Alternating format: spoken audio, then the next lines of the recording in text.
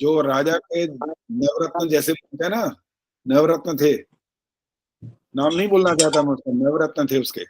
तो ऐसे जो उनके मंत्रीगण होते हैं, पूरी उनकी सभा होती है, तो नियम ये होता है कि जब आप कोई गलती करती है जनता, और वही की वही गलती करती है उनकी सभासद, सभा में बैठे हुए कोई व्यक्ति, अब प्रश्न खड़ा हो गया, अब उत्तर देना है। सुषमा सरदाना जी बड़े दिनों बाद आई हैं, देखें समझ पाई कि नहीं बात को। सुन लिया, प्रश्न सुना है? हाँ जी आचार्य जी, सुना है। अब ये बताओ, दोनों ने एक जैसी गलती की है, एक राजा का सभासद है और एक आम जनता का व्यक्ति है, दंड दोनों को बराबर मिलना चाहिए कि अलग? अलग अलग मिलना चाहिए आचार्य जी। जिसको ज्ञान है उसको ज्यादा दंड मिलना चाहिए, क्योंकि उसने जान के वो गलती की। जान के तो दोनों ने ही करी है। जान के दोनों ने करी। आचार्य जी नमस्ते। नमस्ते जी। मेरे ख्याल से तो अलग अलग दंड होना चाहिए आचार्य जी, एक दंड ही नहीं होना चाहिए, एक जैसा नहीं होना चाहिए। हाँ, वो बताना पड़ेगा क्यों। क्योंकि जिसको पता ही नहीं है वो करेगा तो उसने, अब उसने चाहे जान के भी की हो लेकिन उसको उस बारे में पता ही नहीं है, और पता भी है, जिसको सब कुछ पता भी है, उसको हाँ भी जी, पता है उसको भी। नमस्ते आचार्य उसको जी। भी आचार्य जी नमस्ते। हाँ नमस्ते भाई, ये बीच में नमस्ते मत किया करो, बाद में किया करो, ये जो कार्यक्रम चल रहा है ना वो फिर बीच में विघ्न हो जाता है उसमें। सुषमा अच्छा सरदाना आचार्य जी जी, पता नहीं था दौड़ मुझे कार्यक्रम चल रहा है। दौड़ लगाती जा रही हैं, और मैं और फिर आगे जो सोचते हैं फिर उसके आगे वाला प्रश्न खड़ा कर देता हूँ। तो अब पशु में पड़ गई कि अगर ये कैसी बात है भाई, तो वो भी जानता है कि ये गलती जानबूझ के की है, दूसरा भी जानता है, और दोनों को पता है कि दोष के बाद दंड भी मिलेगा। अब इन्होंने फिर जवाब ये दिया कि दोष जो किया गया दोनों के द्वारा दंड अलग अलग मिलेगा। तो मैंने कहने लगे वो उसको पता नहीं होगा, इसलिए मैं कहा नहीं, दोनों को पता है पूरी बात। अच्छा, अब और किसी से उत्तर मांग रहे हैं। अब आप माइक बंद करो अपना। ये बबली देसवाल जी, ये खोलो माइक, बना ये कैमरा भी खोलो, ये बंद मत करो, खुले रखो कैमरा और फिर बात करते रहो। हाँ जी बबली जी, कुछ चाय पीने चली गई हैं क्या? चलो और किसी से पूछते हैं। संतोष गुप्ता जी बोलेंगे, अब माइक ऑन करो। जी संतोष जी, आचार्य जी, आपने मैंने भी नहीं सुना। दोबारा सुन लो। हाँ बताइए। अब प्रश्न ये चल रहा था कि एक है राजा का सभासद, सभासद में होते हैं ना, सभा के जो मंत्री होते हैं आदि होते हैं, जी। एक वो व्यक्ति है सभासद है, और एक है जनता का आम आदमी। दोनों ने जी। एक जैसी गलती करी है। प्रश्न ये है कि दंड दोनों को एक जैसा मिलेगा या अलग अलग? उत्तर एक जैसा मिलेगा आचार्य जी, क्यों? क्योंकि दोनों जनता के आदमी हैं। भले ही एक आचार्य उनका राजा का सभासद है, लेकिन है तो वो भी जनता का ही। अच्छा, रामधारी जी बोलो, क्या कह रहे हो? आचार्य इस दोनों को अलग अलग दंड मिलेगा। क्यों? जो राजा का वो अधिकारी है उसको ज्यादा दंड मिलेगा, क्योंकि उसने जानबूझ के गलती करी है कानून को जानते हुए। और जनता का है उसको कम मिलेगा, वो क्यों? जनता का है। नहीं, आपने कहा वो तो जानता था, वो तो जानता, तो ये भी है, जनता का आदमी भी जानता है पूरी बात कि क्या गलती है और इसका दंड, इसलिए मैं जानबूझकर कर रहा हूं तो दंड उसको भी मिल, पता है उसको भी ये बात। स्वराज आचार्य जी जो जनता का है उसको कम मिलेगा, क्योंकि जनता का के वाले को छूट मिल जाती है और वो जानबूझ कर करता है, कानून को जानते हुए तोड़ता है, उसको ज्यादा दंड मिलेगा। मैं तो कह रहा हूँ कानून तो दोनों जानते हैं, और फिर वही उसी बात पर वापस लौट आए। यही तो कहा है, जनता वाला भी जानता है, सभासद भी जानता है। अब स्वराज गुप्ता जी बोलेंगे, आप स्वराज गुप्ता जी बोलो। जी आचार्य जी, मेरे विचार से भी जो सभासद है उसको अधिक दंड मिलना चाहिए, क्योंकि वो यदि सभा के लोग ही स्वयं गलती करेंगे तो जनता की तो कोई गलती है ही नहीं, फिर जनता तो गलतियां करेगी। जनता में तो सब एक बुद्धि के तो लोग होते नहीं है, जनता में तो निम्नतम बुद्धि और उच्चतम बुद्धि के लोग होते हैं, और सभासद जो होते हैं वो तो सब अच्छी बुद्धि के होंगे ही। हमने आधी बात तो अच्छी अच्छी कर दी, फिर उसके बाद थोड़ा सा आपने इधर उधर घुमा दिया उसको। सभासद के अलावा जो जनता होती है, मान लो एक जी। जनता में से ऐसा है जो बहुत बुद्धिमान है और एक बहुत ज्यादा पढ़ा लिखा नहीं है, दोनों ने चोरी की, तो जो कम पढ़ लिखा है उसको कम दंड मिलेगा? नहीं आचार्य जी, वो बात तो अलग हो गई। तो अलग कहाँ हुई है? यही तो बात आप कर रहे हो, और वही तो, और क्या कह रहे हो? यही आपने यही वाली बात बोली है। मैंने उदाहरण के लिए एक शब्द प्रयोग कर लिया, आपने उदाहरण नहीं दिया था। चलो इंदिरा डांगरी जी बोलेंगी, अब बोलो। जी आचार्य जी, जो सभासद है उसको अधिक मिलेगा, क्योंकि उसकी ये जिम्मेवारी थी कि वो ठीक से कार्य करे, क्योंकि उसको इसीलिए उस पद पे आसीन किया गया था। और जो आम ठीक है, जनता है ठीक है जी, हो उनकी गया। ये जी ठीक है, यही एक तरीका होता है दंड का। विधान जो होता है वो बेशक एक जैसा होता है, लेकिन जो राजा के बिल्कुल करीब रहने वाले लोग हैं, जो यदि व्यवस्थाओं को बनाने वाले लोग होते हैं, वही गलती वही करेंगे तो उनको दंड अधिक मिलेगा। और सामान्य जनता में से कोई करेगा तो उसको काम बिल्कुल एक जैसा किया, उसको फिर भी दंड कम मिलेगा। दोनों के दंड में अंतर होगा ही होगा, एक जैसा दंड नहीं होता। और जैसे एक और उदाहरण देता हूँ, मेरे अपने साथ की घटी हुई घटना होती है। मैं पढ़ता था, मेरे बड़े भाई पढ़ाते थे, और जब गलती होती थी, दो दोस्त हम इकट्ठे पढ़ते थे, मैं गलती करता था, मेरे थप्पड़ पड़ जाता था इतनी देर में, और मैं बाद में पूछता था इसे क्यों नहीं मारा? कहने लगा तू मेरा अपना है, मेरा भाई है, कमाल है, तू कैसे गलती कर रहा है? वो करे तो उसके वो जाने, माँ बाप जाने क्या है क्या नहीं है, कल को रिजल्ट क्या आएगा, मेरे तो बदनामी हो जाएगी भाई। तो ये ऐसी प्रक्रिया होती है कि जहां अधिकार और इस प्रकार की बात होती है, वहां दंड की व्यवस्था बदल जाती है, एक जैसी नहीं रहती है, चाहे दोष एक जैसा क्यों ना हो। चलो जी, इस बारे में बातचीत अब बंद हो रही है, और अब मंत्र पाठ करने वाले हैं, और सरोज ने हाथ जोड़ा, यही कराएंगे आज। चलिए, नमस्ते आचार्य जी, नमस्ते। कराओ। चलिए बिल्कुल करेंगे, हम खुशी खुशी से करेंगे। गुरु शिष्य मंत्र। ओम सहनावतु सहनौ भुनक्तु सह वीर्यं करवावहै तेजस्विना वधीतमस्तु मा विद्विषावहै। ओम शांति शांति शांति। वाह वाह, सुधार संस्कृत हुआ की आचार्य जी? अरे पंडिता बन गई भाई संस्कृत की, अब तो कमाल कर दिया। नहीं नहीं नहीं और क्या नहीं, चाहिए? ऐसा ले, तो कुछ नहीं।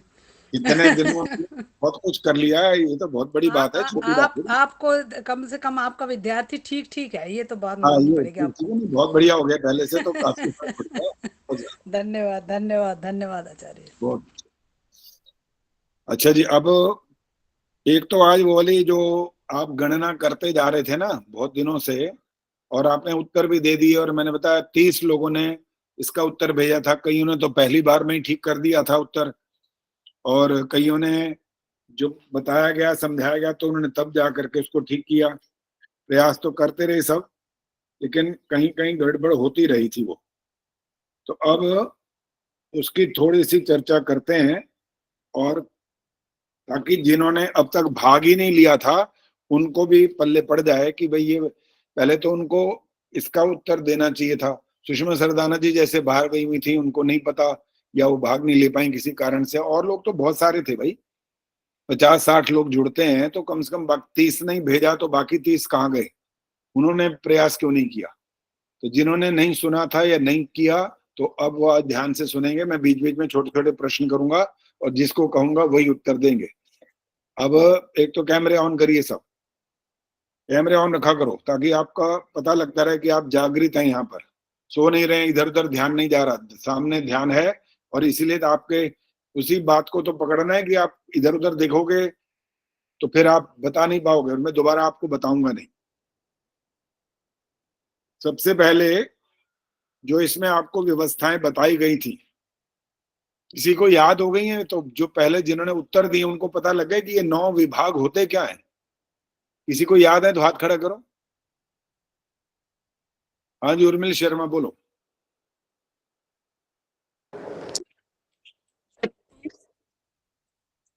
सेनामुख, हम्म, गुल्म, ये पहले ही गलत कर दिया आपने तो। पत्ती, सेनामुख, क्या पत्ती बोला था क्या? गण। हाँ जी, पत्ती बोला था? हाँ जी, अच्छा माइक बंद हो गया तो तब इतनी देर में यहाँ सुनाई नहीं दिया। चलो आगे बोलो। नहीं, पत्ती, सेनामुख, ठीक है। गुल्म, हम्म, गुल्म और गण, पृतना, अनाकिनी। भाई यहाँ गलती हो गई शुरू। और हाथ खड़ा करिए अब। हाँ जी सविता कपूर। हाँ जी आचार्य जी, पत्ती, सेनामुख, ठहरो ठहरो गुल्म। ठहरो। देख के बोलना नहीं था ना, यही तो कहा याद है तो बताओ। ऐसे तो देख के वो भी बोल लेते हैं, देख के नहीं बोल सकते। बिना देखे बोलने की बात हो रही है। याद हुई है तो ठीक है, नहीं हुई तो कोई बात नहीं, इसमें कोई परीक्षा नहीं हो रही इस समय। जिसको याद हो गया वो हाथ खड़ा करो। अभी हाथ तो हाँ इधर देखा। चंदा सचदेवा जी बोलो। जी आचार्य जी नमस्ते। नमस्ते जी बोलिए। पहला है पत्ती, हम्म, सेनामुख, गुल्म, गण, वाहिनी, प्रीतना,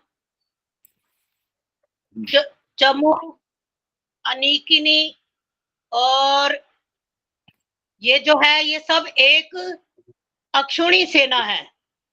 ठीक है। अक्षोहिणी। अक्षौहिणी बिल्कुल ठीक है जी। चलो ये अब अगला प्रश्न सुनो। अब अलग अलग एक एक से पूछूंगा तो थोड़ा हिसाब किताब के लिए तैयार रहना अब।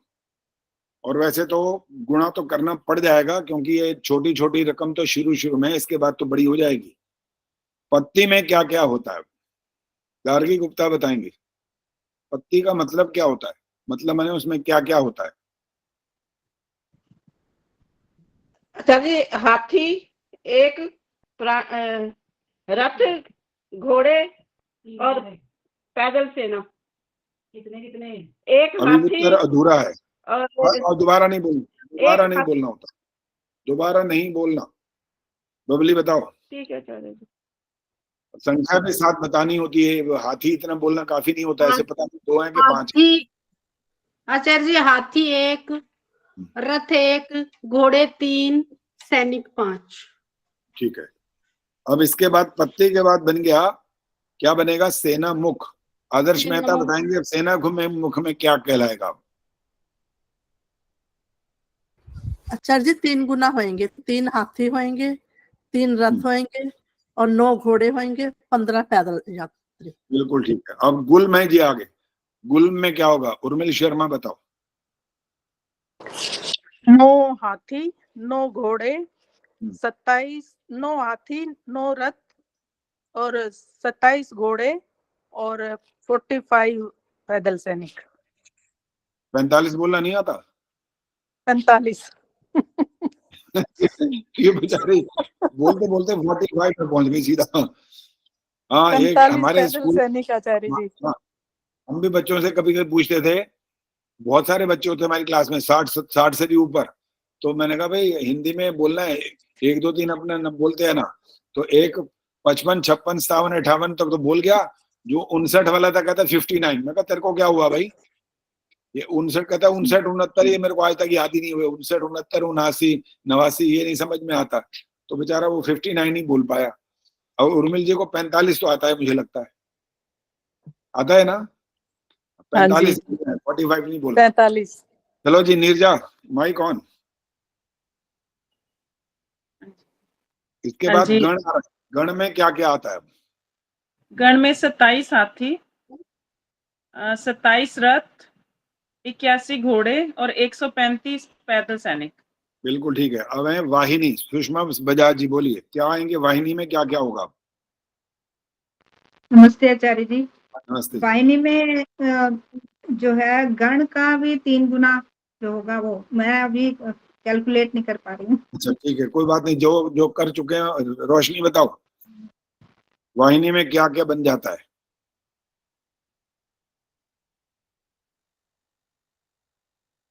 माइक कहाँ है? माइक ऑन तो करो।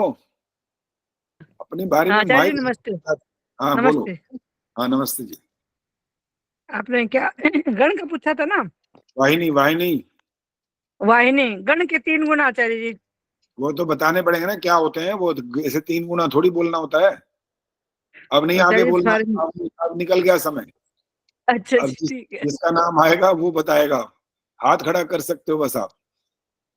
अब रेनो परुथी बताएंगी वाहिनी में क्या जी क्या आचार्य होता जी नमस्ते। है। नमस्ते हाँ जी, जी, बोलिए।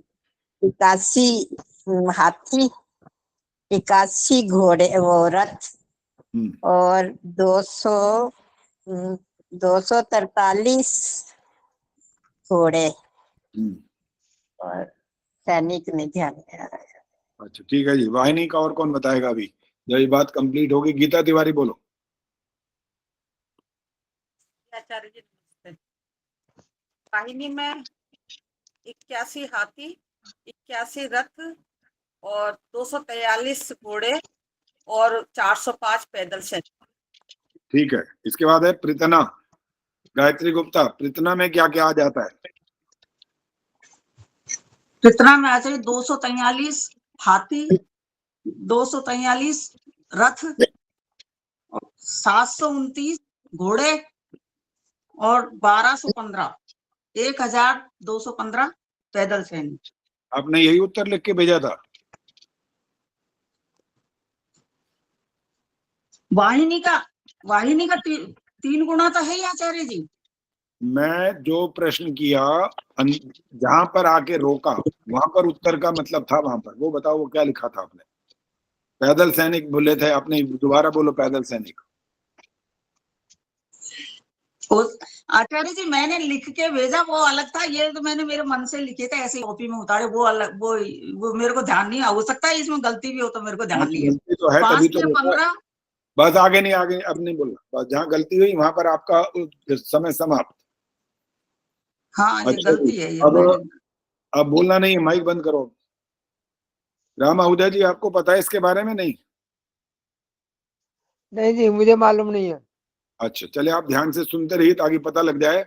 हम अक्षौणी सेना की बात जो करते रहते हैं, 11 अक्षौणी सेना कौरवों की, 7 अक्षौणी सेना पांडवों की, तो कितने लोग और कितने प्राणी उसमें मरे थे, यही वाली चर्चा चल रही है।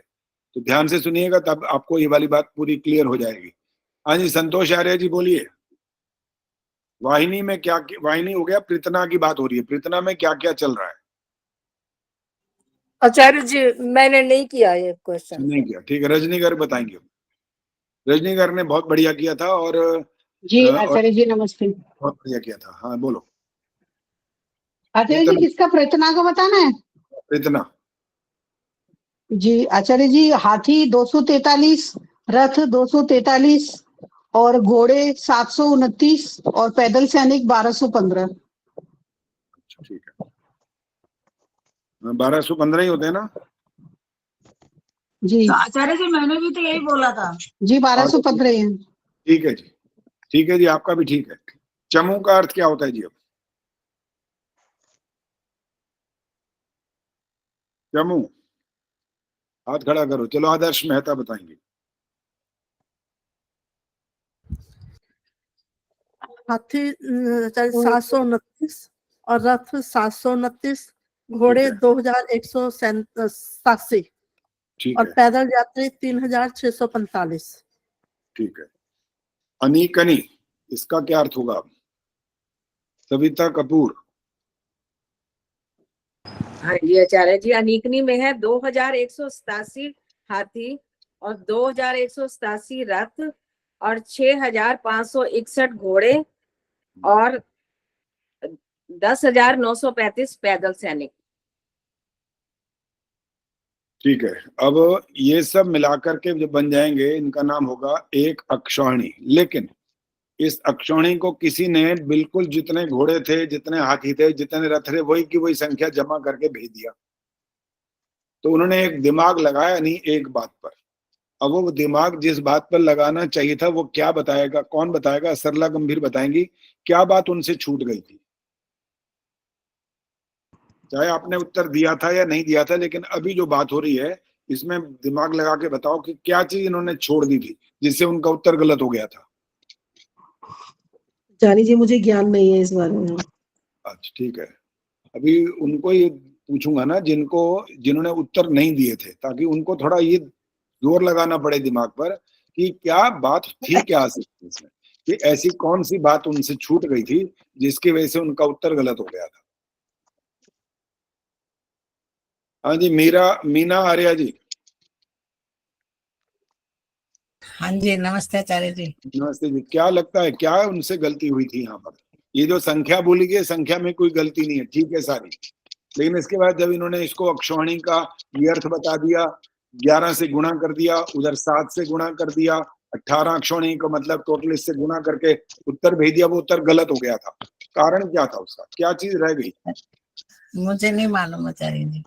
तो अभी सोचने के लिए समय दिया तो है, इसमें सोचने की बात थी अभी यहाँ पर। तो मैं तो लिख ही रही थी ना, वो मैंने ये करा ही नहीं था आचार्य जी। कोई बात नहीं, अभी उसको ये उत्तर पूरा नहीं मांगा था आपसे, सिर्फ ये पूछा था कि इसमें दिमाग लगाने की बात है। राम आहूजा जी आपने हाथ खड़ा किए शायद। अच्छा, फिर माइक ऑन था, माइक ऑफ रखो। अभी वही देखूंगा जिन्होंने उत्तर नहीं दिया था, मैं उन्हीं को ही ढूंढ रहा हूँ पहले। वो सरोज क्या कहना चाहती है? सरोज ने उत्तर पता नहीं मुझे दिया था कि नहीं दिया था, याद नहीं। मैंने दिया नहीं, लेकिन मैंने प्रिंट करके भेज दिया था। माइक इसमें निकाला इंटरनेट पे। अच्छा, अभी इसको देखे बगैर जो अपनी बुद्धि से काम लिया, ये बताओ कि ये जिन्होंने ऐसा करके गुणा 18 से करके भेज दिया था, उन्होंने क्या गलती की थी वो बताओ। उन्होंने 10 अनिकनी जो है उसको मल्टीप्लाई करना था। अच्छा चलो वो भी कर लिया, उसके बावजूद क्या गलती रह गई थी? बस इतना ज्ञान नहीं है आचार्य। भाई यही तो गड़बड़ है ना, फिर ये ज्ञान तो पैदा करना पड़ेगा। कि अभी इसमें जो कह रहा हूँ, बुद्धि लगाओ, अकल लड़ाओ इसमें कि कौन सी बात ऐसी रह गई है जिसकी वजह से इनका आंसर गलत हो गया। चलो सुषमा सरदाना जी ने पता नहीं हाथ तो नहीं खड़ा किया, मेरे ख्याल पता नहीं क्या दिख रहा है। सुषमा जी आपको क्या समझ में आया? नहीं मैंने नहीं किया नहीं है, लेकिन मैंने जो इतनी बातें इन्होंने कही हैं अभी। चलो एक काम करो, इतने लंबी चौड़ी संख्या छोड़ दो 1 मिनट की। सुषमा जी आपने माइक ऑन रखना है अभी। इतनी लंबी चौड़ी संख्या छोड़ दो, मैं सिर्फ जो पहले वाली पत्ती है उसकी बात कर रहा हूँ, तो वो बड़ा आसान होगा गुणा करना, उसमें कोई मुश्किल नहीं रह जाएगा। अब सुन लो, एक हाथी जी, ठीक है, और उसमें एक रथ, 3 घोड़े और 5 पैदल सैनिक। तो इसका टोटल मतलब क्या निकला कि कितने हम इनको गिन पाएंगे?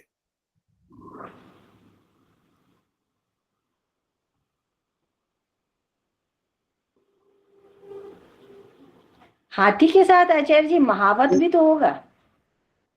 बस यही तो मैंने उत्तर सुनना था, आप पास हो गए। अभी अधूरे पास होगा, अभी पूरी अच्छी तरह पास नहीं हुआ अभी, क्योंकि आगे का उत्तर आगे का उत्तर एक्सप्लेन करो अगर कर सकते हो तो। ये भाई हाथ मत खड़े करो, हाथ थक जाएंगे तुम्हारे। आपसे पूछना ही नहीं है, जिन्होंने उत्तर दे रखे हैं उनसे नहीं पूछना, उन्हें तो बकायदा पूरा। मैंने नहीं दे रखा। अच्छा कोई बात नहीं, भी पूछ लेते हैं आपसे पहले। ये अगर ठीक बोलेंगे तो बात खत्म हो जाएगी। आचार्य जी मेरे को इसके बारे में पूरी जानकारी नहीं है, नहीं पता लग रहा, लेकिन ये जो आपने थोड़ा सा दिमाग लगा दिया, ये उत्तर तो ठीक निकल रहा था, लेकिन आगे आपने उसके जो घोड़े दौड़ाने थे ना, वो वहां रोक दिया आपने। चलिए अब और अवसर नहीं मिलेगा। अंजू चौधरी बताएंगी, अंजू विद्यार्थी हैं आजकल ये। आचार्य जी इस पे हाथी पे एक महावत होगा, एक योद्धा होगा, और रथ में भी 2 घोड़े होंगे, एक सारथी होगा और एक योद्धा होगा, और बाकी क्या है, घोड़े में एक घोड़े और एक घुड़सवार और एक योद्धा, 3 वो होंगे। ज्यादा ही अकल लड़ा लिया आपने तो। ज्यादा हो गई। ज्यादा ही तो हो गई है। घोड़े में कह रहे हैं एक घुड़सवार होगा और एक योद्धा होगा, मतलब 2-2 बैठते हैं क्या उसमें घोड़े में? वही घोड़े पे एक ही घुड़सवारी मतलब लड़ेगा। योद्धा ही बोलो उसको, घुड़सवार बोलना है तो भी बोलो, तो कोई बात नहीं, लेकिन वही योद्धा होता है। हाँ, 2 नहीं पैदल सैनिक तो उतने ही रहेंगे पैदल सैनिक। ठीक है, तो कितने बन गए अब ये टोटल? तो अब इनको मल्टीप्लाई करना पड़ेगा आचार्य जी, मैंने करो ना, करा ये तो तो नहीं। छोटा, सबसे छोटा तो बोला इसीलिए, ये तो छोटा सा है, इसको करो फटाफट, बताओ, लिख के मत करो, बहस वैसे जबानी। 12 हो गए। 12 कौन बोला? मैं सरला गंभीर। नहीं जी, ऐसे बोलना नहीं होता, पहली बात, हाथ खड़ा कर सकते हैं, और वो 12 उत्तर गलत है। ओके आचार्य जी। हाँ, अभी हाथ, सिर्फ हाथ खड़ा कर, गीता तुम्हारा हाथ थक जाएगा भाई, तुमने तो उत्तर भेजा है कि नहीं भेजा है, पहले बताओ, भेजा है ना? हाँ, तो फिर क्यों आचार्य हाथ? जी 14 हो गए, 14। 14 भी गलत है। आचार्य जी मैं तो कौन बोला इधर? रोशनी बोली है? पता ही नहीं लग रहा अब कौन बोला है, अब इतने सारे हाथ खड़े हैं। अच्छा, बोलो सुनीता। आचार्य जी 18। बोलो हाँ। बोलो आचार्य जी। अच्छा, बिना पूछे बोल दिए फिर? ये थोड़ा धैर्य रखा करो, इतनी जल्दबाजी मत किया करो। देखो, एक हाथी का मतलब कितने हो गए? 3 हो गए ना प्राणी। रथ में कितने हो गए? 4। 7 हो गए। घोड़े पर के हो गए 6, 13 और 5 पैदल। पैदल तो पैदल ही है ना, उनके साथ एक ऊपर थोड़ी बैठा कोई वहां पर। 18 हो गए। तो इस तरह से सारी गणना करनी थी, तब जाकर के उत्तर ठीक निकलेगा कि इतने प्राणी इस युद्ध में, महाभारत के युद्ध में काम आए। और वो संख्या किसको याद है वो देखना मत, अब जरा कॉपी बंद कर दो अपनी। किसी को संख्या याद है तो हाथ खड़ा करो कि वो संख्या है कितनी। आचार्य जी 1 मिनट, ये 18 कैसे हुए? ओहो, अच्छा, अभी जिसको भी एक्सप्लेन दोबारा करो, अभी तो करा है। हाँ, मेरे को समझ में नहीं आ रहा, यहाँ से गड़बड़ भी हो जाती है। क्यों गड़बड़ हुई है? दोबारा आप अपने आप बोल लो, पता लग जाएगा। हाथी कितना है पहले बताओ? हाथी है? हाँ जी, 3 तो हाथी के हो गए। 3 हाथी के हो गए। रथ के कितने हो गए? 4। कितने हो गए टोटल? 7। 7 हो गए। और घोड़े और जो उन पर सवार हैं वो 6 हो गए। वो 6 कैसे हो गए? अरे घोड़ा और घोड़ा बैठने वाला। तो 2 हुए ना वो। अरे 3 घोड़े होते हैं भाई। पत्ती का मतलब क्या होता है? घोड़े 3 है। ठीक अच्छा, है, ठीक है, बस देख लो हाल अपना। 5 ठीक है पैदल सर। याद रहा, तो घोड़े नहीं याद रहे यहाँ से। तो अगर एक तो घोड़ा का अर्थ निकाल लोगे तो गलत हो जाएगा। हाँ इसका जी, हाँ जी। हर बात को ध्यान से सुनना, और जब नोट करना हो तो ध्यान से नोट करना होता है, तब जाकर के व्यवस्था बनती है, नहीं तो उत्तर गलत हो जाता है। हाँ जी, बोलो, टोटल कितने प्राणी काम आए? है किसी को याद तो बताओ। सविता कपूर बोलो। आचार्य जी 70,85,880। हाँ, बिल्कुल ठीक है। कौरवों के कितने गए ये पता है?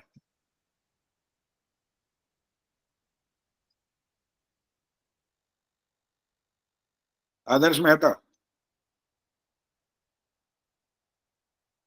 आचार्य जी 43,20,260।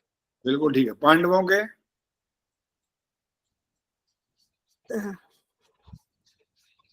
और कोई बता सकता है? कोई जरूरी नहीं, आप ही बताओ, हाथ खड़ा करिए। शिक्षा शर्मा जी बोलिए।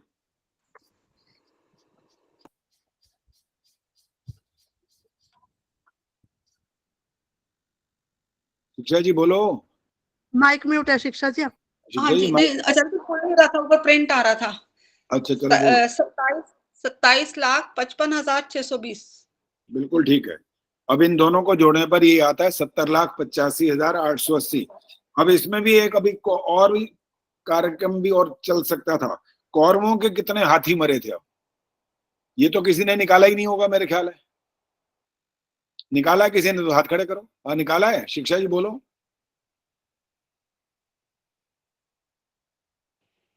आचार्य जी कौरवों के हाँ, हाथी, रुको, 2,40,570। कैसे गिना ये? आचार्य जी हाथी की जो गिनती की थी ना, हाँ, हाँ, एक अक्षौनी की 21,870 थी, उसको 11 से मल्टीप्लाई किया। अच्छा, और ये आ गया 2,40,570।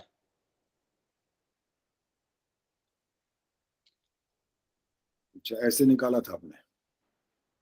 और रथ में क्या किया था? हाँ जी, रथ में भी इतना ही था। हाथी, महावर और रथ, जो रथवान है वो तीनों की संख्या एक जैसी है। लेकिन यहाँ कौरवों के हाथी बोलने का मतलब यह है कि जो हाथी और उस पे सवार है वो सारी बात हो रही है। अच्छा, वो तीनों की इकट्ठी? हाँ, ओहो, वो निकाला। नहीं आचार्य जी, मैं हाथी, महावत, रथवान अलग अलग निकाले जैसे ऊपर हेडिंग बनाए थे, फिर घोड़े का अलग निकाला, टोटल चलिए संख्या, फिर बस कोई बात सैनिकों की। नहीं, हो गया वो। अब टोटल कुल मिलाकर बात ये थी सारी कि हमें अक्षौहिणी का मतलब पता लग जाए, अक्षौहिणी का असली अर्थ क्या होता है, और उसके अतिरिक्त अक्षौहिणी में होते कौन कौन है। और अगर हाथी लिखा है तो हाथी का मतलब केवल एक हाथी नहीं होता, रथ लिखा है तो उसका मतलब केवल रथ नहीं होता। जो जो कुछ होता है वो सारा का सारा हमें क्लियर होना चाहिए कि हम किसकी बात कर रहे हैं। केवल ऐसा ना हो कि हाथी को एक हाथी समझ लें कि हाथी अपने आप तो लड़ने नहीं जाएगा ना, लड़ेगा तो योद्धा। इसलिए उन बातों का स्पष्टीकरण हमारे लिए हो जाना चाहिए, तब जाकर के आपको ये संख्या जब कोई पूछेगा तो आप उसको ठीक से विश्लेषण उसका कर सकें। चलिए, अब ये वाला अध्याय समाप्त हो गया, अब इस पर बातचीत नहीं हो रही है। अब आगे बात हो रही है जो हमारा चल रहा है कार्यक्रम, यज्ञ के अर्थ। आचार्य जी, हाँ जी, आचार्य जी एक बात पूछो। जैसे आप कह रहे हो हाथी बताओ कितने मरे, तो ये कैसे निकाला जाएगा? खाली हाथी, कौरवों के कितने मरे, पांडवों के कितने मरे? अच्छा ये बताओ, हाथी का मतलब हाथी होता है कि हाथी का मतलब महावत भी होता है? नहीं नहीं, वो तो सारी चीजें फिर भी अलग अलग तो नहीं बता पा रहे हम तो। अभी करोगे कोशिश तो निकलेगा, वो भी क्यों नहीं निकलेगा। वो तीन में से हाथी और महावत और योद्धा दो हटा देना तो हाथियों की संख्या निकल आएगी। अच्छा जी, ठीक है। हाँ, ये चलो अच्छी बात है, ये भी पूछ लिया। मैं सोच रहा था ये तो कर पाओगे अपने आप ही। मैथ्स में कितने नंबर आते थे? आचार्य ज्यादा होशियार नहीं थे हम तो। हाँ, ज्यादा होशियार नहीं थे तभी। होशियार होशियार चाहे पहले हो या ना हो, लेकिन यहाँ होशियार बनाएंगे जरूर आप सबको। होशियार बनना पड़ेगा, होशियार बनने से ही काम चलता है आज की दुनिया में। दुनिया बहुत ऐसी है कि आप होशियार नहीं तो आप डर लगता है आचार्य, डर लगता है मैथ से। और डर इतना कौन सा भयंकर थोड़ी आ गया ये, थोड़ा बहुत है। तो ज्यादा संख्या तो लिखित काम हो रहा है, उसके लिए जबानी में पूछा ही नहीं जा रहा। चलिए, अब आप प्रश्न मत करना, ये वाली बात समाप्त हो गई है। और एक काम रोज हमारा गलत हो जा रहा है, हम मेरे ख्याल मंत्र पाठ ही नहीं कर रहे, देर से कर रहे हैं। पहले पहले आगे से मंत्र पाठ होगा। मंत्र पाठ तो आज इसने किया ना, क्या नाम इसका, सरोज ने। सरोज को आज शाबाशी भी मिल गई है कि बड़ा अच्छा इन्होंने मंत्र पाठ किया, बड़ा अच्छे से। शांति ही भी ऐसा बोला, पूरी विसर्ग लगा लगा के सुना दिया इन्होंने। ये नहीं कि शांति बोल के छुट्टी करें, चलो छोड़ो ना, हो गया जो हो गया। शांति ही, शांति ही, शांति ही। वाह क्या बात। इसलिए संस्कृत की पंडिता बनने जा रही हैं, तो ये बड़ी अच्छे होती जा कुछ रही है। इम्प्रेशन तो मारना पड़ेगा आचार्य, इतने दिन से लगे हुए हैं आपके इस मंत्रोदय में। ठीक है जी, चलो अब प्रश्न ये है, अब आपकी जागरूकता देखनी है कि आपको सुषमा सरदाना नहीं बता पाएंगी क्योंकि ये उपस्थित नहीं थी। सुषमा बजाज बताएंगे कि आज कौन किससे मंत्र से आज अर्थ शुरू करने। आचार्य जी, हमने सजूर देवेन सवित्रा तक कर लिया था, उसके आगे करना है। हाँ बिल्कुल ठीक है। चलिए ऐसी मंत्र पाठ भी करो अभी वाला आगे का। ओम भूरगना यहाँ से बोलना। आचार्य जी, युगों की संख्या का कब करेंगे? 2 तो निकल गए सेशन हमारे। क्या निकल वो गए? भी आपने दिया। युगों की संख्या का आपने 10 प्रश्न दिए थे। चलो एक आधा मंत्र करते हैं, वो भी बताएंगे, अभी करते हैं बात।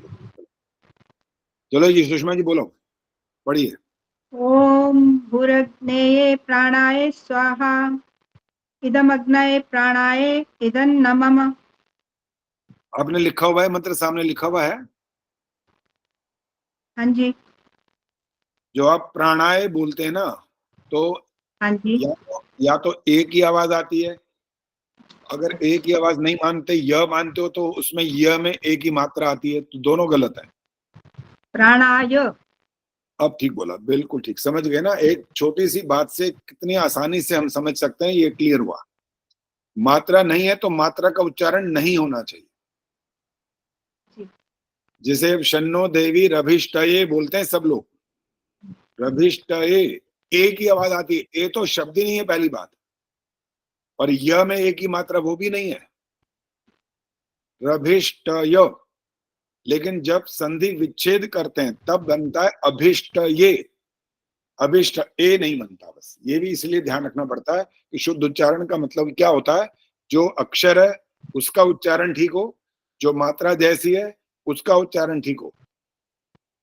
जब हम बोलते हैं, एक शब्द बोल रहा हूं बीच में ताकि आपकी और थोड़ी सी परीक्षा साथ में हो जाए। गीता तिवारी माइक ऑन करो।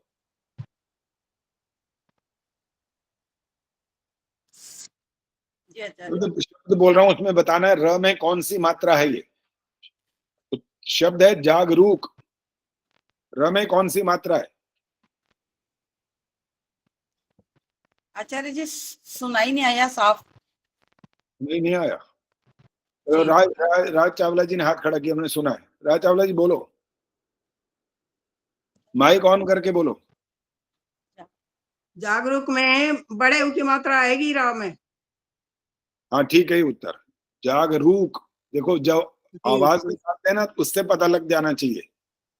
अगर हम उसको लिखने में छोटे ऊ की तरह से कर देंगे ना, अगर लिखने में ज्यादातर क्या करते हैं आप जो र में ऊ की मात्राओं की गलतियां हो रही हैं, जो संध्या के मंत्रों में बहुत ऊ की काटे हैं वो अंक, र में छोटा ऊ था और आपने बड़े ऊ की तरह से लिखा हुआ था, यानी दाईं ओर को उसको घुमा रखा था। जो दाईं ओर को जो घूम जाएगा वो बड़ा ऊ बन जाता है, और जो नीचे की ओर आ जाता है वो छोटा ऊ बनता है। चलिए एक बात संक्षेप में बतानी थी, बता दी।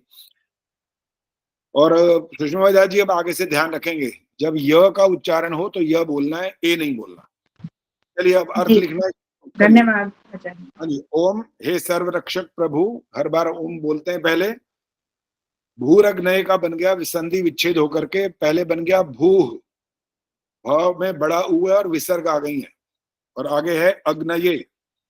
तो भूह अग्नय का मतलब होता है सबके उत्पादक और सर्वत्र व्यापक।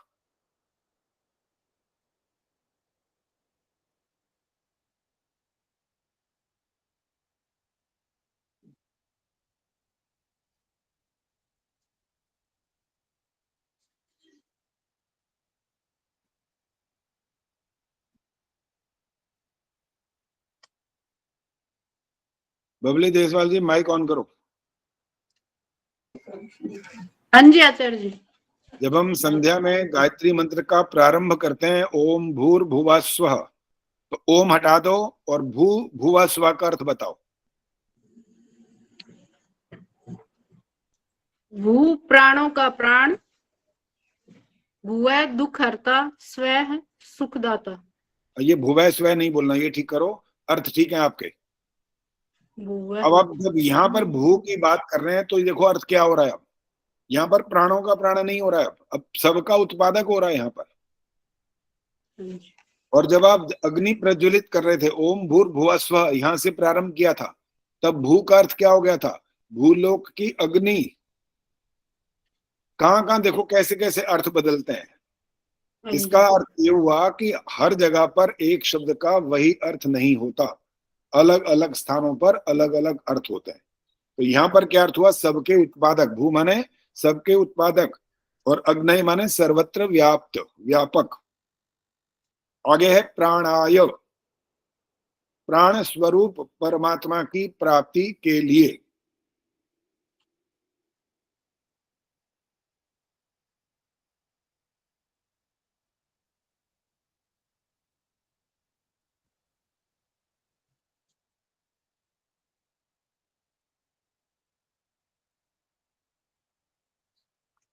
स्वाहा, ये आहुति आप प्रदान कर रहे हैं।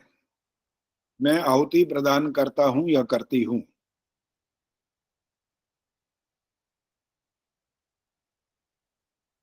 और आगे का इदम अग्नये प्राणाय इदन न मम।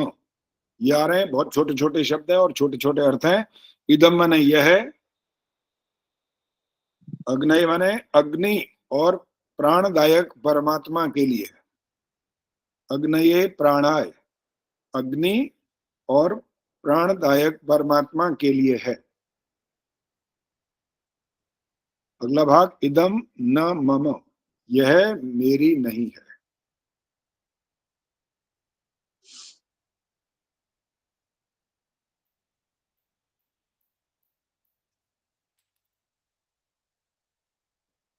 आचार्य जी, बोलिए। ये अग्निर्ज्योति ज्योतिरग्नि वाले करवाने थे। अभी नहीं करेंगे, ये हमारा प्रातः काल का चल रहा है पहले। अच्छा, प्रातः काल में है ये। हाँ जी, प्रातः काल का भी पूरा होगा और सायंकाल के भी हाँ, पूरे होंगे। सायंकाल में ये मंत्र जब आएंगे तो अर्थ नहीं किए जाएंगे बस। ठीक है जी, धन्यवाद। आगे वाला मंत्र आप ही बोलिए, चलो संतोष जी।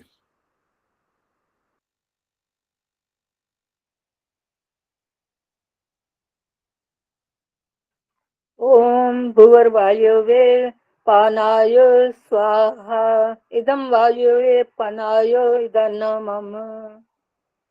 ठीक है जी।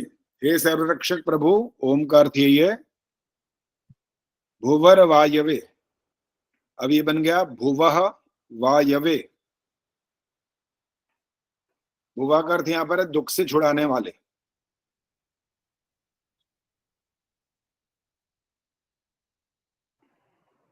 सब दुखों से छुड़ाने वाले।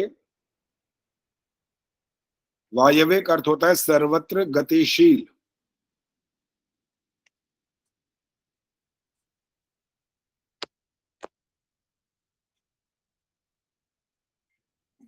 कहाँ गया मोबाइल?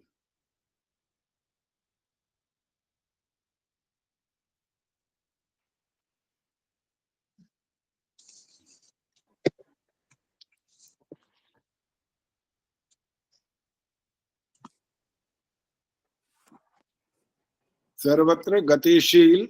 इसके बाद है आचार्य जी भवाई का मतलब बताइए। वायवे माने सर्वत्र गतिशील।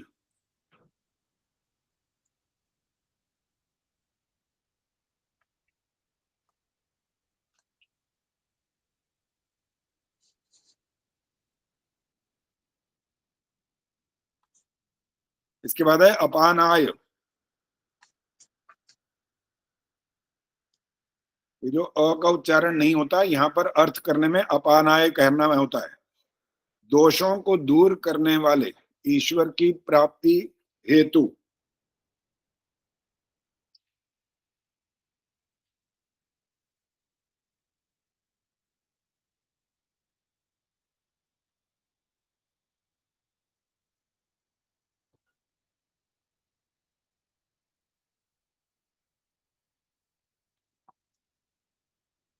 दोषों को दूर करने वाले ईश्वर की प्राप्ति हेतु वह माने ये आहुति प्रदान करता हूं।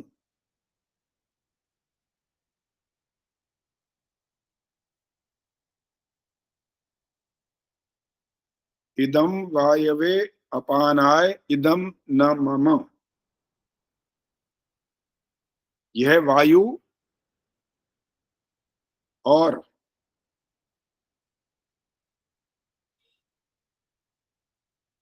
अपान संज्ञक परमात्मा के लिए है। अपान का अर्थ ऊपर बता दिया। अपान संज्ञक माने जिसकी संज्ञा अपान है। अपान माने क्या था? दोषों को दूर करने वाला।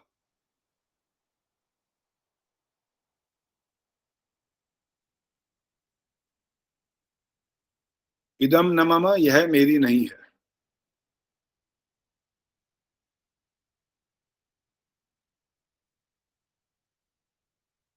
आचार्य जी एक दफे और बता दीजिए ये। कौन सा? इदम वायवे पानाय। इदम वायवे अपानाय, यह वायु। इदम माने यह, वायवे वायु, अपानाय माने और अपान संज्ञक परमात्मा के लिए। अपान संज्ञक बताया था अभी, जिसकी ईश्वर की संज्ञा अपान है। और अपान का अर्थ ऊपर बताया था दोषों को दूर करने वाला ईश्वर।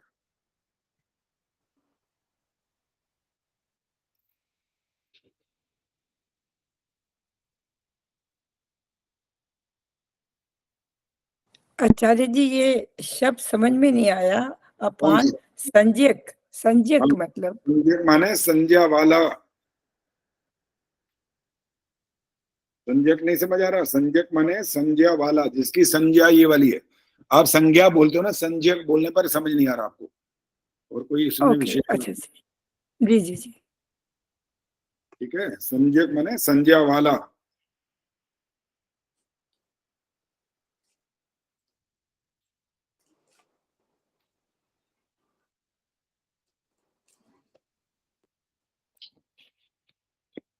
आचार्य जी यहाँ एक चीज मेरे को पहले यही समझ आती थी कि हाँ। अपान और ज्ञान हम जो लेते हैं अंदर प्राण वायु अपान और ज्ञान नाक से, उदान समान प्राण नाद अपान ज्ञान विकल देवदत्त उसी ये 10 प्राण वही होते अर्थ हैं। यहाँ रहेगा। हाँ जी हाँ जी। वहां इसीलिए बोला था हर जगह पर एक शब्द की एक ही अर्थ नहीं होता, अलग अलग स्थानों पर अलग अलग अर्थ होते हैं। अच्छा वैसे बताओ, प्राण और अपान का अर्थ पता है? जो प्राणों की बात कर रहे हो, अर्थ पता है इसका? जी जी। बताओ।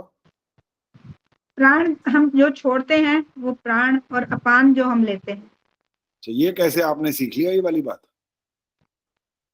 ये यही सीखा था शुरू यहाँ शुरू से में जब मैं आई थी, मेरा ख्याल पहला ही दिन था मेरा, उस दिन ये चर्चा हुई थी। हाँ, ये तो कमाल कर दिया फिर आपने। ये तो आपने यहाँ सीखा, ये इसीलिए तो आपने है। और ज्यादातर इसीलिए याद रहा। बोलने वाले बोलते हैं प्राण लेना और अपान छोड़ना, ज्यादातर ये बोलते हैं। और एक इसका प्रमाण ये होता है जब कहते हैं ना प्राण निकल गए, बोलते हैं ना प्राण निकल गए, प्राण निकल गए, वो एक वाक्य बोलते हैं। तो क्या होता है प्राण माने और अपान माने क्या होता है, ये क्लियर हो जाता है। यही पता चला। चलो जी, अब ये वाली बात खत्म और शिक्षा शर्मा जी वाली बात शुरू हो रही है। चलो तैयारी करो जी, अब तैयार हो जाओ फिर। अब युग कितने हैं ये प्रश्न था पहला। रचना धनकर बताएंगी युगों के नाम, केवल नाम, बस आगे नहीं बोलना। आचार्य जी नमस्ते। आचार्य जी प्रश्न जरा फिर से बताइए। चारों युगों के नाम। आचार्य जी युग 4 है, सतयुग, त्रेता, द्वापर और कलयुग। बिल्कुल ठीक है, माइक बंद करिए। अब जो आगे प्रश्न आ रहा है, जितना जितना प्रश्न आएगा उतना उतना उत्तर देना है बस। एकदम आगे विस्तार मत करना, क्योंकि सबसे अलग अलग कुछ कुछ पूछना है, तो आप उसके लिए अलर्ट रहें। बस जितनी बात पूछी जाए उतना उत्तर आपने देना है। गार्गी गुप्ता जी माइक ऑन करो। जी। चारों युगों के नाम तो पता लग गए, वो आपको हो सकता है पहले भी पता हो। त्रेता युग की अवधि बताओ। हाँ जी। त्रेता युग की 12,96,000 वर्ष। 12,96,000 ठीक है, वर्ष। बिल्कुल ठीक है।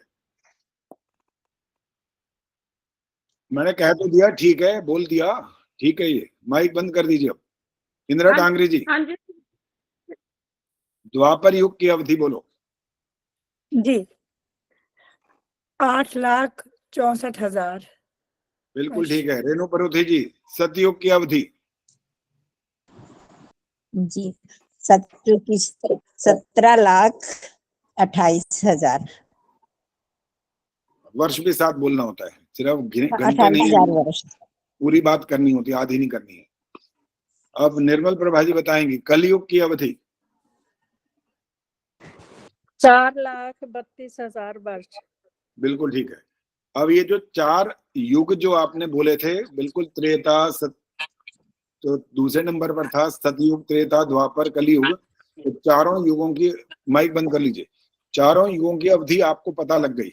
अब ये बताना है कि चारों युगों की कुल मिलाकर के अवधि क्या बनती है। वंदना शर्मा जी। नमस्ते आचार्य जी। चारों युगों की संख्या कितनी? हाँ जी, ये आचार्य जी बनती है 43,20,000 वर्ष। ठीक है, बिल्कुल चतुर्युगी हाँ, चतुर्युगी जोड़। जी, इसको मिलाकर के, चारों युगों को मिलाकर के एक चतुर्युगी बोलते हैं। जैसे 12 महीनों को मिलाकर एक वर्ष बोला जाता है, 7 दिनों को मिलाकर सप्ताह बोला जाता है, और 15 दिनों को मिलाकर पक्ष बोला जाता है, और एक मास 30 से 31 जितने भी दिन होते हैं मास बोला जाता है। तो ये गणना करने का एक तरीका होता है। तो अब हमारे सामने 43,20,000 वर्ष ये संख्या गई, जिसका नाम था एक चतुर्युगी। एक चतुर्युगी, ठीक है। अब आगे अगला प्रश्न, माइक बंद कर दीजिए। संतोष गुप्ता जी माइक ऑन करो। जी। चतुर्युगियों के बाद कोई एक क्या चीज आती है जिसका कोई नाम रखना पड़ता है, क्या बोलते हैं उसको? मनवंतर बोलते हैं आचार्य जी। हाँ ठीक है। तो वो कितने मनवंतर होते हैं या कितने मनवंतरों का क्या होता है ये बताना है।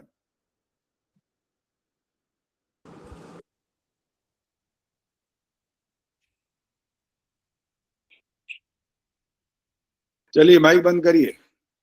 अब हाथ खड़ा करने वाले हाथ खड़ा कर। निर्मल डावरा जी बोलो, माइक ऑन करके बोलो। मनमंत्रों का सृष्टि काल होता है। दोबारा बोलो। 14 मनमंत्र को मिला के एक सृष्टि काल होता है, सृष्टि की उत्पत्ति का काल होता है, समय होता है मतलब। बहुत बड़ा गलत उत्तर है ये। सुधीर, चतुर्युगियों के बाद एक ऐसा एक नाम आ जाता है जिससे पता लगता है कि आप गणना में आगे बढ़ते जा रहे हैं। वो क्या चीज है, उसका नाम क्या होता है? आचार्य जी याद नहीं आ रहा है। याद नहीं आ रहा। सुशीला ढाका जी बोलो। आचार्य 71 चतुर्युगी का एक मनवंतर होता है। हाँ बिल्कुल ठीक है, ये है असली उत्तर। 71 चतुर्युगियों का एक मनवंतर बनता है जाकर के, क्योंकि ऐसी तो गणना होगी ना आगे जाते जाते जाते जाते। जैसे पत्ते और ये सब बने थे, उसमें भी गणना का एक तरीका था, तो इसमें भी गणना का ये तरीका होता है। एक मनवंतर कैसा होगा? 71 चतुर्युगियां बीतेंगी जब। इसका मतलब क्या निकला? 43,20,000 वर्ष जब 71 बार बीत जाएंगे तब जाकर के बनेगा एक मनवंतर। अब ये एक मनवंतर की संख्या क्या होती है बताओ? अभी कई हाथ खड़े हो गए। अंजू बताएंगे।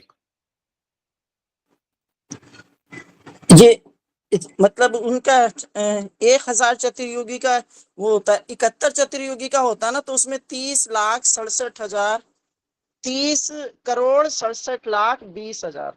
दोनों उत्तर जो बोले गलत है। आदर्श मेहता।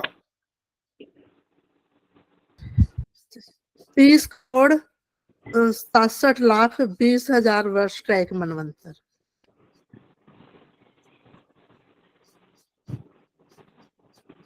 कितना बोला आपने? 30,67,20,000 वर्ष का। अंजू ने क्या बोला था? अंजू मैंने भी बताएंगे। यही नहीं पहले कुछ और बोला बोला था। नहीं पहले कुछ और बोला था मेरे ख्याल। वो गलती से 30 लाख बोल गई थी तो फिर 30 करोड़ कर दिया था। फिर ठीक हो गया था। चलिए इसके बाद ये तो हमारे पास संख्या आई एक मनवंतर की, और इसके बाद जब कितने मनवंतर होते हैं तब सृष्टि की आयु हमारे सामने आती है। वो उत्तर देना है, हाथ खड़ा कर सकते हैं आप।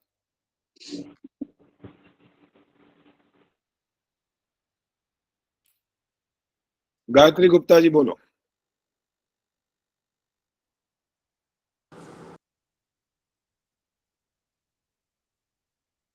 माइक ऑन करके बोलिए गायत्री गुप्ता जी, बोलिए। सॉरी आचार्य, 14 बोलो। मनवंतर। 14 मनवंतरों का मतलब होता है एक सृष्टि का काल।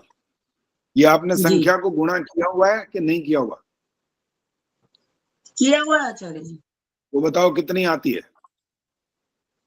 4 अरब।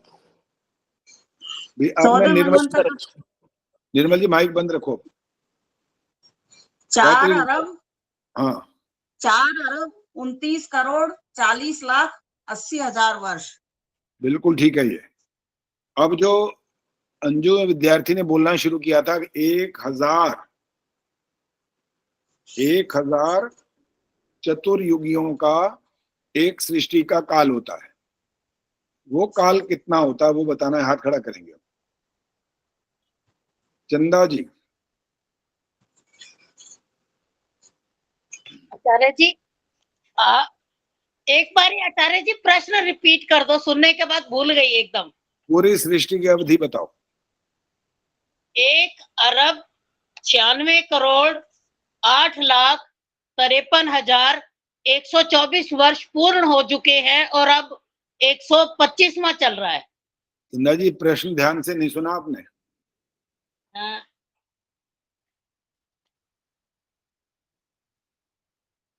रचना मुस्कुरा भी रही है और हाथ भी खड़ा कर रखा है। रचना बोलो, चलो बताओ। सृष्टि का कुल समय 4 अरब 32 करोड़। ये है उत्तर। पूर्ण अवधि पूछा है, पूर्ण अवधि, सृष्टि की पूर्ण अवधि, ये प्रश्न था। अब तक कितना समय बीता ये नहीं पूछा था। अब रचना ने आगे जवाब देना है। 4 अरब 32 करोड़ वर्ष सृष्टि का पूरा काल हमारे सामने आया, और जब हमने ये चतुर्युगियों और मनवंतरों को जोड़ जोड़ करके हिसाब लगाया, वो 4 अरब 29 करोड़ 40 लाख 80 हजार वर्ष आया। ये बाकी का क्या हुआ? आचार्य जी, जो बाकी का है उसका सृष्टि का बनने और विनाश वाला बराबर का समय हो जाता है। जैसे कितना जो समय होता है? एक 6 चतुर्युगी। संख्या बताओ, कितनी संख्या बनती हो? संख्या तो नहीं लिख रखी है आचार्य जी, बस 6 चतुर्युगी लिख रखा है मैंने। संख्या भी निकालनी होती है ताकि हर चीज तैयार रहे सामने। शिक्षा शर्मा जी बोलो। जी। हाँ जी आचार्य जी, मनुष्य की उत्पत्ति से पहले जो मनुष्य के लिए चीजें हैं, पशु पक्षी जलचर कीट पतंग सूर्य चंद्र नक्षत्र वनस्पति औषधि आदि सब पदार्थ मनुष्य के सुख के लिए बनाते हैं। उसकी उत्पत्ति, सृष्टि की उत्पत्ति से लेकर मनुष्य की उत्पत्ति तक 3 चतुर्युगियां अर्थात 1 करोड़ 29 लाख 60 हजार वर्ष का समय व्यतीत होता है।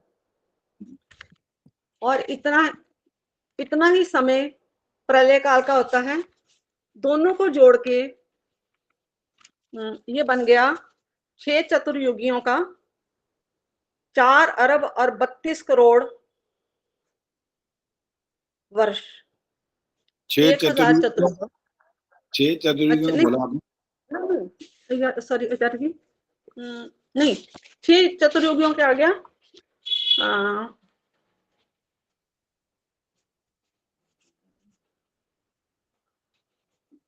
1 29 और 1 29 जोड़ना है ना? हाँ जी आचार्य जी, 2 करोड़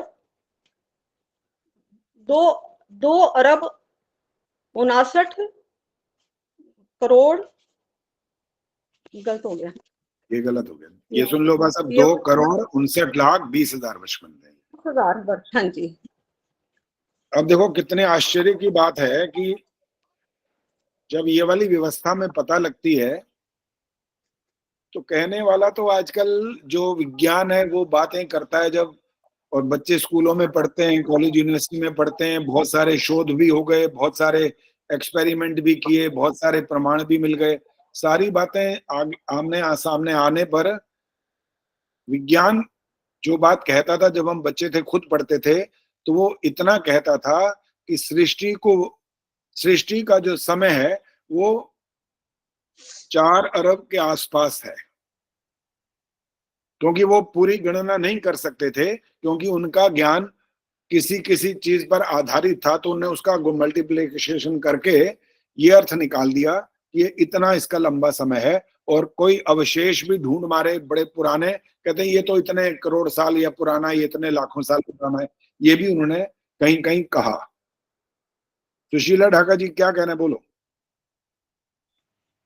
अच्छा जी, जब मनुष्य सृष्टि का भोग भोगते हैं वो कितने साल का होता है वो भी बताना है। अच्छा, मुक्ति के काल की बात कर रहे हो? नहीं हाँ। जो मनुष्य पैदा होता है जब से और प्रलय तक का जो भोग भोगती है मनुष्य। अच्छा बताओ क्या है, कितना है?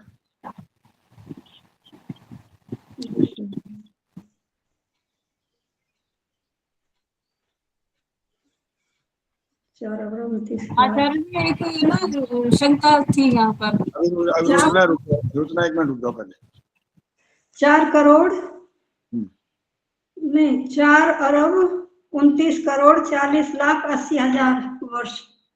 ये वाला हिसाब किताब तो हम बना चुके थे, ये वाली बात तो हो चुकी थी। ये सारा हिसाब यही तो, जब यही बात करते करते कहा था तो बाकी कहाँ गया 4 अरब 32 करोड़ में से? ये हिसाब तो लग गया 4 29 40 80 हजार, ये वाला हिसाब तो लगा चुके थे। चलो रचना बोलो क्या कहना है।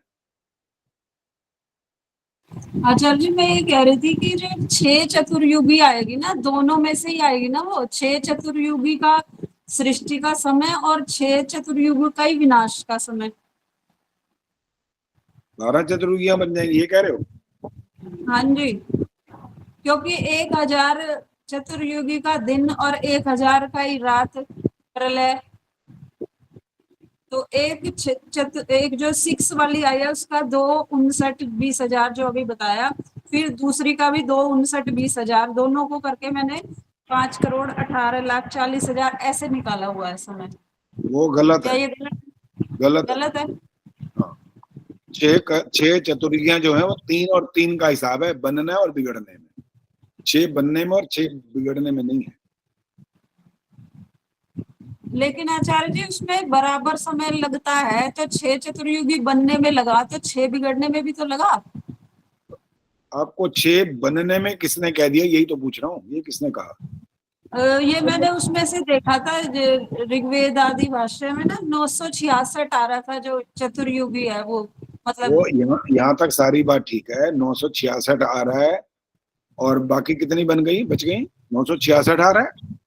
नहीं 964, सॉरी 964। 964 भी नहीं हो सकता जी, तभी तो वो 6 बची हुई आ गई ना, 1000 हो गई ना पूरी। अरे 1000 में से 964 करोगे तो 6 बचेंगी क्या? नहीं 994, सॉरी अब ना 994, हाँ जी 994।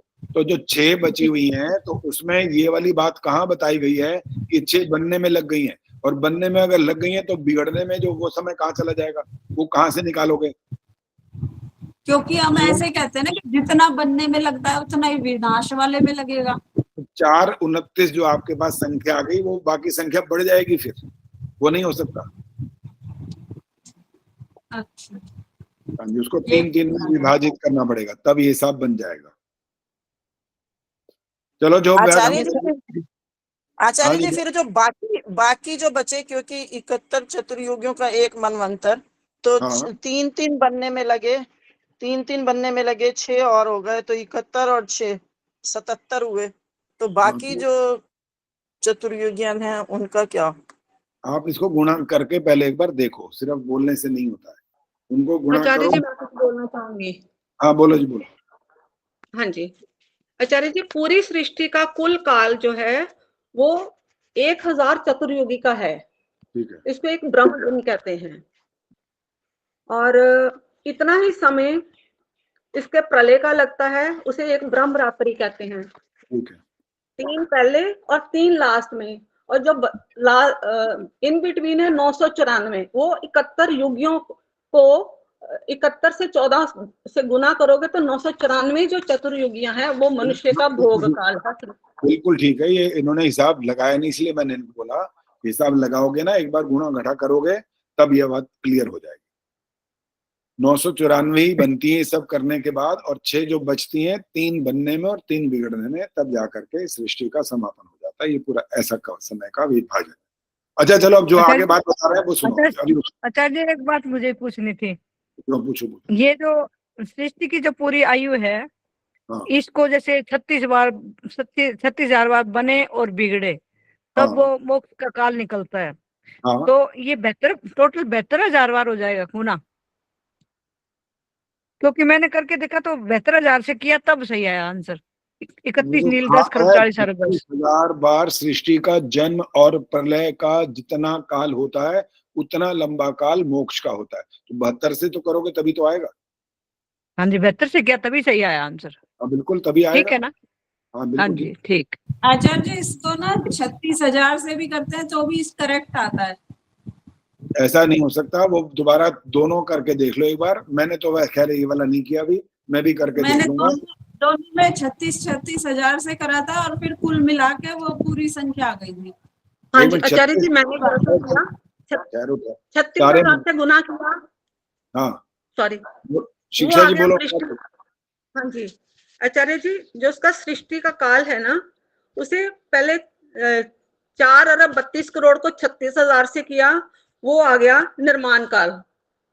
और लास्ट में जो प्रलय काल किया है वो भी उतनी बार किया, 36,000 से दोबारा किया है। और दोनों को जो जोड़ आया है वो 31 नील 10 खरब और 40 अरब वर्ष बने। 2 बार रचना का उत्तर गलत है। रचना का उत्तर गलत है। जब आपको भी मैंने वाक्य बोल के बताया तो आपने ध्यान दिया नहीं है। 36,000 बार सृष्टि का जन्म और 36,000 बार सृष्टि का प्रलय का जितना काल होता है वो होता है मोक्ष का। आचार्य जी यही किया है, ठीक है, मेरा ये वाला उत्तर तो सही है। फिर आपने कहा सिर्फ 36,000 बार से गुणा किया तो आ गया, ऐसे कैसे हो सकता है? नहीं नहीं, दोनों को 36,000 बार से किया पहले। एक ही बात है, उससे कोई फर्क नहीं पड़ा, तो एक ही बात, फिर उनको जोड़ा जी, एक ही बात है। तो अब जो अगली बात है वो आप पूछो मत मेरे को और बताने दो, ताकि आपको ये बात जो चल रही है वो थोड़ी और क्लियर हो जाए। आप हम ये हाथ खड़ा करो कि आपके सामने सबसे छोटा काल कौन सा कहलाता है? सबसे छोटा काल, निर्मल डावरा जी बोलो।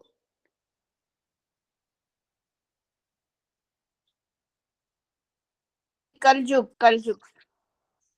काल माने मैंने युग नहीं पूछा, काल माने समय की अवधि।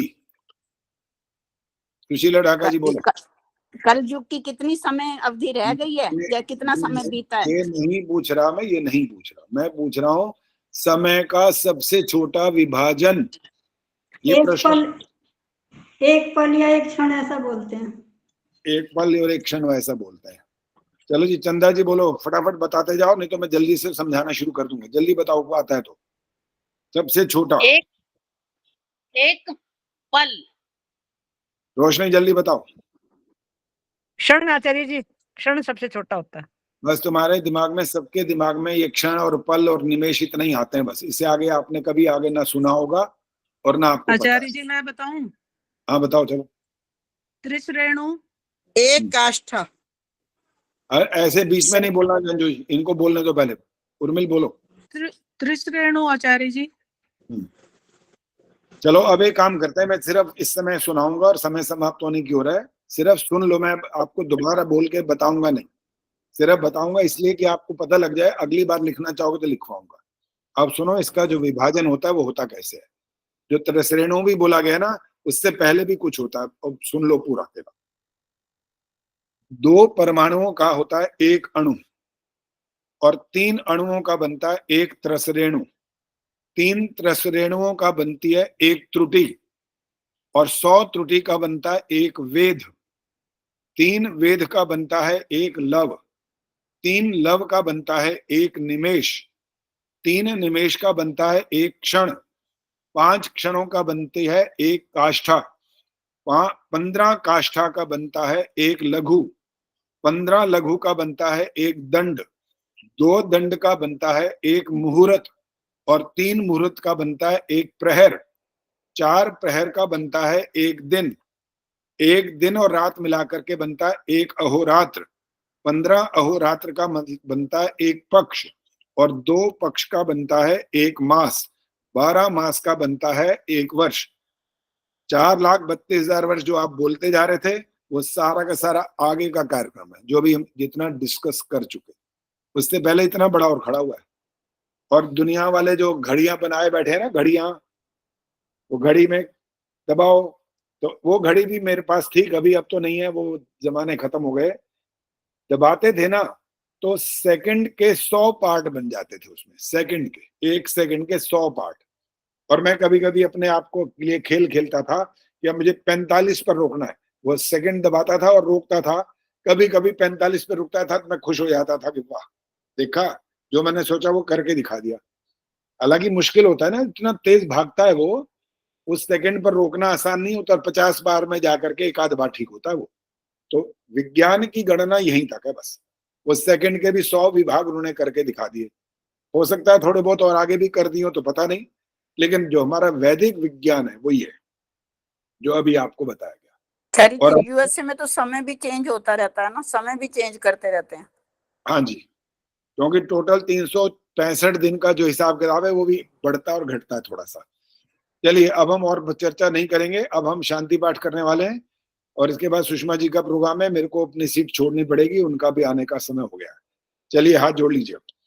ओम द्यौः शांतिरंतरिक्षं शांति, पृथिवी शांतिरापः शांतिरोषधयः शांति, वनस्पतयः शांतिर्विश्वे देवाः शांतिर्ब्रह्म शांति, सर्वं शांति शांतिरेव शांति, सा मा शांतिरेधि।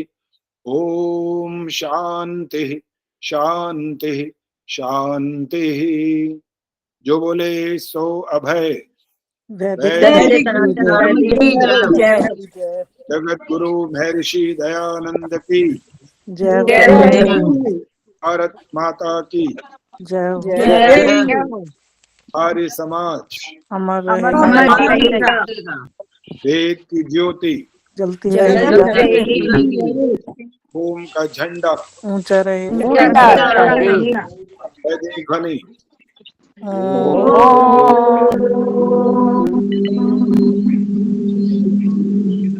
आचार्य जी नमस्ते।